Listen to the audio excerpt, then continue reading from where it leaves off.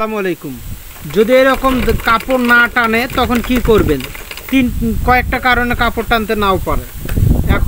Fit ক্ষয় যাইতে পারে, দাঁতি ক্ষয় যাইতে পারে, বা দাঁতি সরে যাইতে পারে। কয়েকটা কারণের মধ্যে আজকে হলো আমার এই মেশিনে ফিট ক্ষয় হয়ে গেছে। এখন দেখেন এই ফিটটা খুলে দেখবো এরকম এই যে ক্ষয় হয়ে গেছে।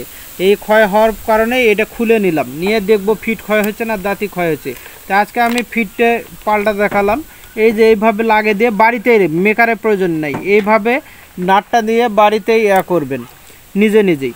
এরকম আরও ভালো ভালো ভিডিও পাওয়ার জন্যে আমার এই চ্যানেলটা সাবস্ক্রাইব করুন, লাইক কমেন্ট শেয়ার করুন, যাতে নিয়মিত আমার যে কোনো ভিডিও করে দিতে পারে, সাথে সাথে আপনার কাছে যায়। এখন এটা হলো ফিটটা দিয়ে আমি এইভাবে দেখব। এখন দেখেন কাপড় এইভাবে টানবে, আর সমস্যা নেই।